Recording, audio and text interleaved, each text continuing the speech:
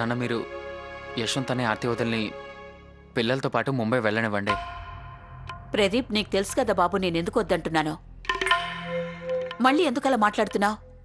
అమ్మా అమ్మా దీని అర్థం నేను మీ మాటల్ని గౌరవించడం లేదని కాదు.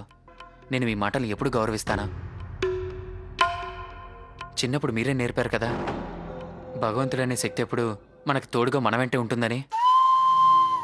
ఆయన అభయహస్తం మన వెంటే ఉంటే ఏ భయం కూడా అవసరం లేదని.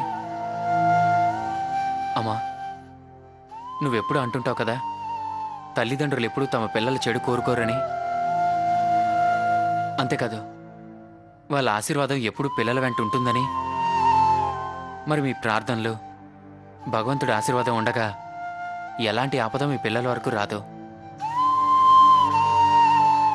మీరే చూశారు కదమ్మా పిల్లల మొహాలు ఎలా వాడిపోయాయో, వాళ్ళు ఎంత డిప్రెస్ అయ్యారో. ప్లీజ్ అమ్మా వాళ్ళ కోసమైనా. గాయత్రి, ప్రదీప్ చెప్పిన దాంట్లోనూ నిజం ఉంది. ఒక పీడకల వల్ల మన కలల్ని మనం మర్చిపోకూడదు. అదేవిధంగా మన కలల్ని నెరవేర్చుకోవాలి.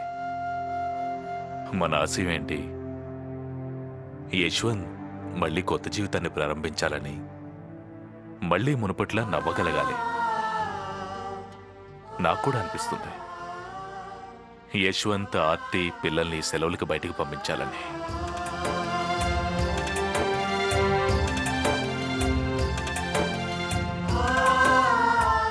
కానీ నాన్న ఒక చిన్న ప్రాబ్లం ఉంది.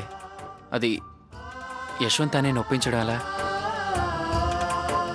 నా ఉద్దేశం అన్నయ్యకి పట్టుదల ఎక్కువ.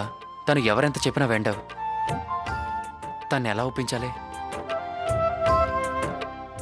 తనెంత మొండివాడైనా నా మాట మాత్రం తప్పక వినాల్సిందే.